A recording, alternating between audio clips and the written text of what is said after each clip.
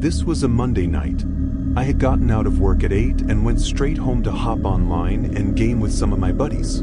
I had gotten divorced a few months ago, which left me with just an empty house and not much to do outside of work. So, gaming with my friends all night was mostly all I did, and I can't say I didn't enjoy it. Anyway, I knew there was supposed to be a big thunderstorm overnight, and there were even flash flood warnings. But around here, they pretty much send out those warnings every time it rains, so it was never a big deal. At about 11 p.m. though, I was in the middle of a game with my buddies when a sudden massive gust of wind slammed against the window next to me, and the entire house shook. I took my headset halfway off, and I could hear rain pouring down, and the house creaking and swaying violently.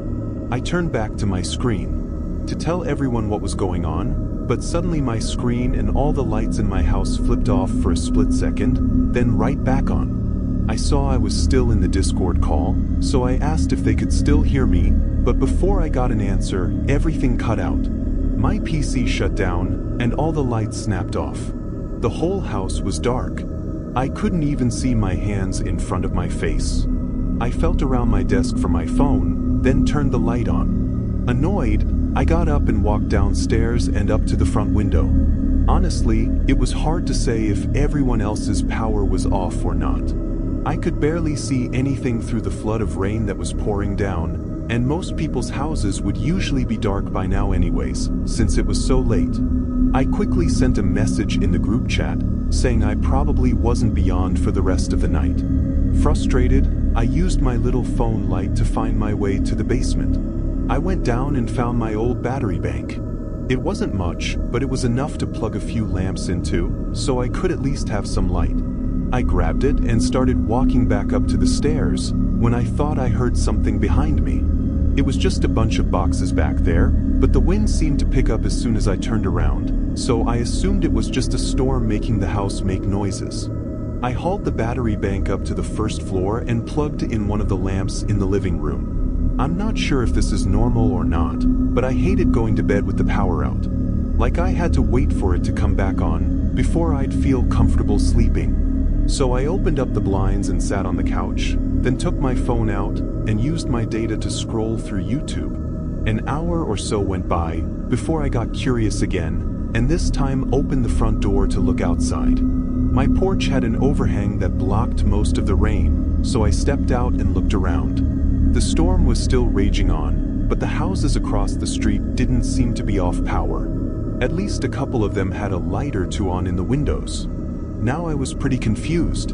I looked up outages in my area, but didn't find much info. I went back inside. Oddly, only a minute later, I got a text. It was from a normal unknown phone number, but essentially said that there was down power lines and to expect power outages. I had no clue why I got a direct text though, and the number didn't have an ID, like from ComEd or whatever. Strange, I thought, but I didn't look much more into it. I went back to the couch. Again, I was on my phone, but more so to just listen to videos while I watched the storm out the window. But then I heard something from the other side of the house. It sounded exactly like a footstep on one of the creaky wooden steps to the basement. I had lived here long enough to recognize that sound. I got up, but walked slowly and quietly over there, wanting to hear if it happened again. The house was so dark, and my phone light only lit up a small view in front of me. I turned the corner into the hallway and shined the light down. Nothing was there. However, the basement door was open, like wide open, and there was no way I left it like that.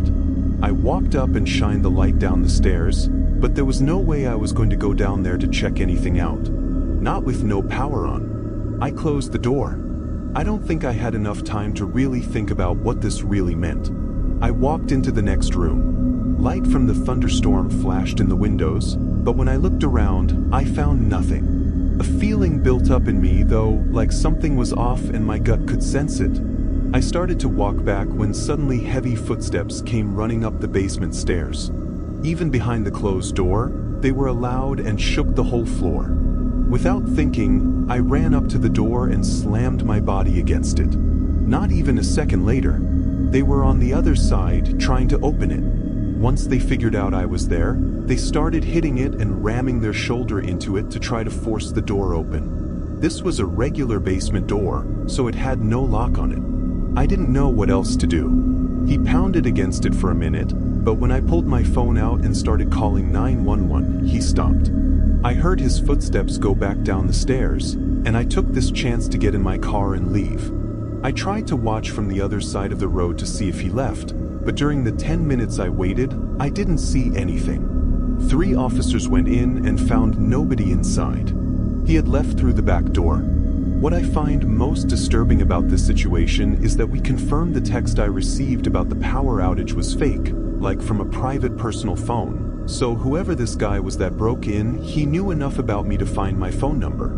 He wasn't targeting just some random house. We think he texted me once he heard me go outside, probably knowing I was checking if other houses had power, and wanting me to not get suspicious and check the breaker box in the basement. There was no outage.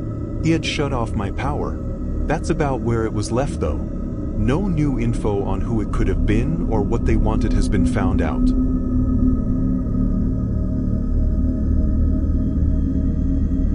I was going on a camping trip with my best friend. I'm gonna call him Henry. We'd done a few trips before, but we still mostly considered ourselves new to it. We hadn't done anything too crazy up until this point.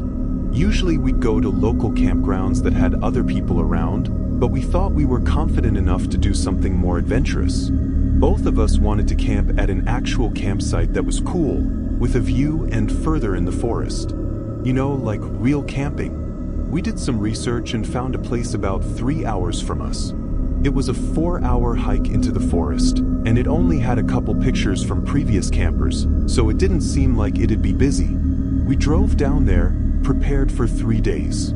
There was a very small dirt area on the end of an otherwise unused road in the middle of the forest. Nobody else was parked there. The trail looked like an actual trail, or at least it looked like it was one at some point. It hadn't been kept up with, so some parts were overgrown and weathered. I mean, it was in the middle of nowhere it seemed, so I wasn't expecting the most taken care of trail, but this looked like it was abandoned for years. Still, we kept walking. It thinned out as we got further into the forest, but around mid-afternoon we got to the campsite. It was no more than a grassy area on top of a small hill, but it had a decent overlook of the forest and was very secluded. Nobody else was there, and from the looks of it, nobody had been there in a long time. We set up our tents and got everything unpacked.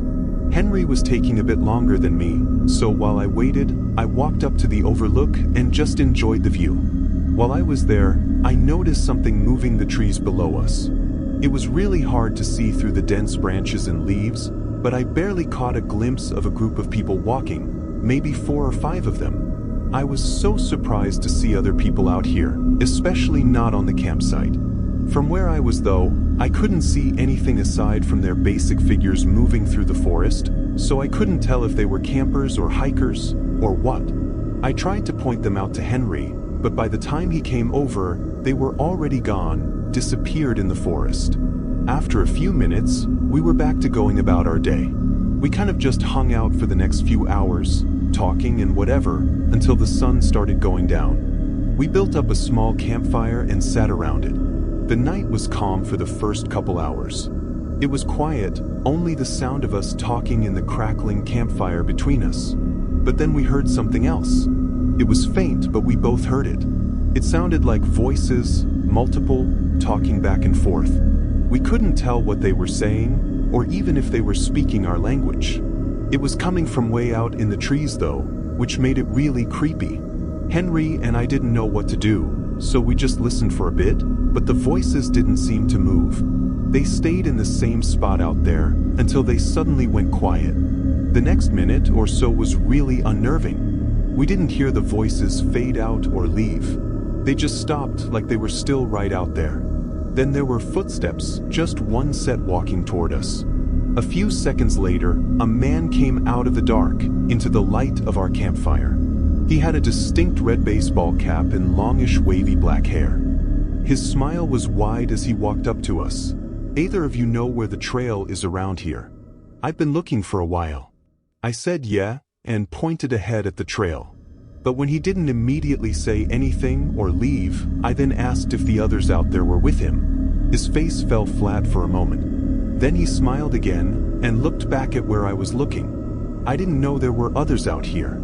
I've just been hiking alone. I would have asked them for directions if I saw them. The man said. He was really strange though. I was almost sure he was lying. He came from the same direction we just heard the voices in. I just said okay and he smiled, then left and went down the trail. Henry was thinking the exact same thing as I was, that the guy was lying for some reason. There was no way. He just came out from the same area as the group of voices and wasn't with them, or at least didn't even notice them. But the more unsettling question is, why was he lying? Why didn't he want to tell us about the others in the forest? We discussed this around the campfire for a while, maybe 30 minutes, trying to figure out what the hell was going on, or if there even was something going on. The whole time, it felt like we were being watched. I kept turning around and looking at the forest and at the trail. Something felt wrong. It definitely didn't help that this was our first time being so far out like this, so nerves were already high. Should we just leave? Henry finally said, in a shaken voice. After some thought, I said yes. We started packing, but that eerie feeling only felt like it was getting stronger. Just as we tossed our bags on our shoulders and stomped out the campfire, a single footstep crunched in the leaves behind me. We both swung our heads around. Without the fire, it was pitch black. It also felt like the woods were really quiet now. After a moment, my shaky hand reached into the side of my backpack and got out my flashlight. I pointed it out and clicked it on. Standing only 10 or 15 feet in front of me was that same guy from before with the red baseball hat. He was standing in place, already looking at us, and had a blank stare. As I held the light on him, he made that same wide smile from before. In a panic, I turned off the light and both of us sprinted to the trail. Disturbingly, I could hear multiple other footsteps chasing behind us, and some even sounding like they were running through the woods beside us. Slowly though, they started to fade out. Eventually, it was just us two running down the dark trail. We made it back to the car unharmed. We got in and drove away. We were both pretty shaken for a while after that. Honestly, I have no idea what was going on there. Why was anyone there at all? It's been a long time since this happened, but we haven't been out camping at all. I don't know if we ever will.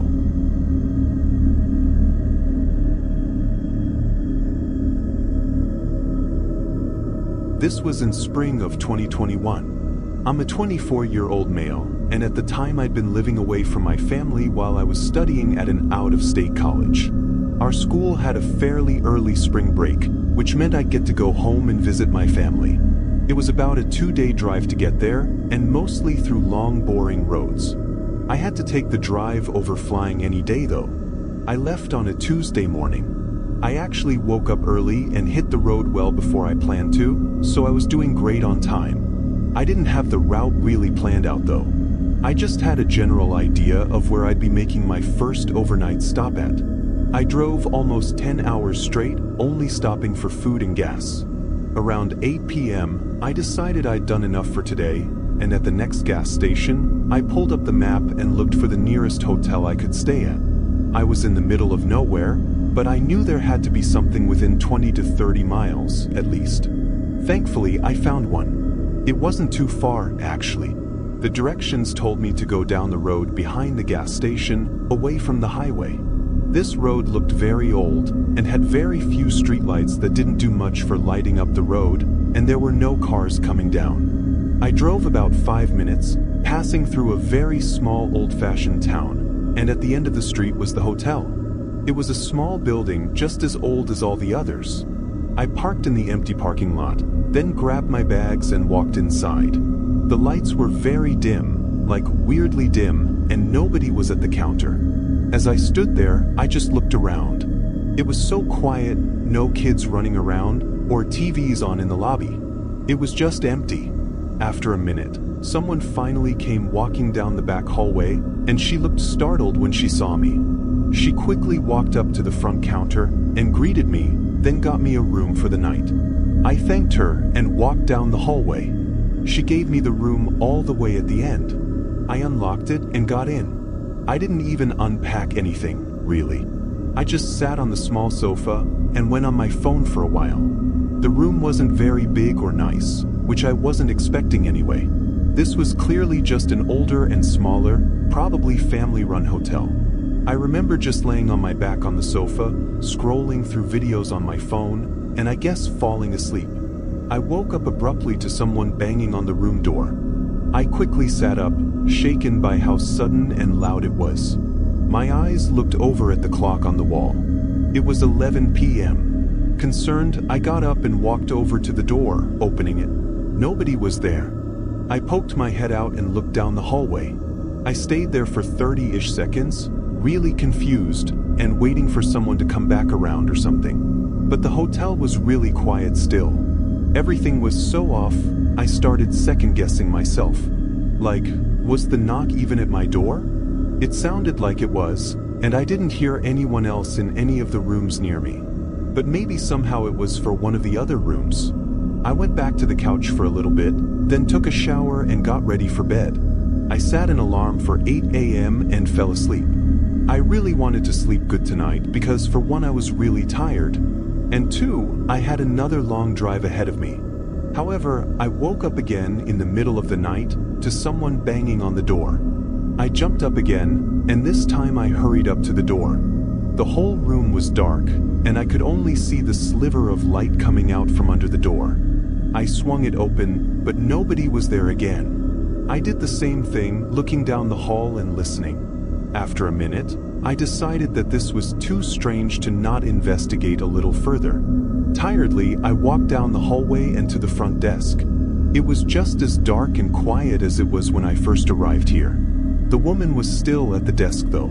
I told her someone had been banging on my door and asked if she saw anyone. The woman looked really confused and almost as if I was joking. When she realized I wasn't, she then said that I was the only guest staying here tonight. I just smiled and said okay, then started walking back to my room. I don't think it had really set in yet, like was I just going crazy? I got back to my room and went in. I made sure that all the locks were in place, then got in bed. I just laid there for a minute, staring at the pitch black ceiling and trying to think about what was going on, before I decided to grab my phone from the nightstand and maybe watch a video or two to get me to relax. However, right when my screen turned on, it lit up the room just enough for me to see something in the corner by the bed. I jumped up and backed away from the bed. There was someone there standing in the dark in the back corner of the room. They were still motionless, just watching me. My heart was burning from how hard it was pounding in my chest. I hurried over to the door. As soon as I began removing all the locks, I heard them start rushing up behind me. Their loud footsteps against the floor got closer and closer as I finally swung open the door and sprinted down the hallway. The front desk woman jumped when she saw me, but her eyes quickly darted past me. The man was running up behind me. She started calling 911, but just when the guy got into the lobby, he sprinted out the door. He didn't get into a car or anything. He just ran off. The woman explained that she had no idea who that was, and that he should not have been inside the hotel, again saying that I was the only guest checked in for the night. Police came and did a rather quick investigation. The hotel only had 2 working cameras, one in the lobby and one outside, so it wasn't all that useful. The only thing we know is that the man definitely slipped into my room while I was asking the woman about the knocking. We don't know what he wanted from me, or why he was even there at all. I got my things and left that night, obviously not wanting to stay any longer. I still have no idea what that was about, but it was definitely the most terrifying experience of my life.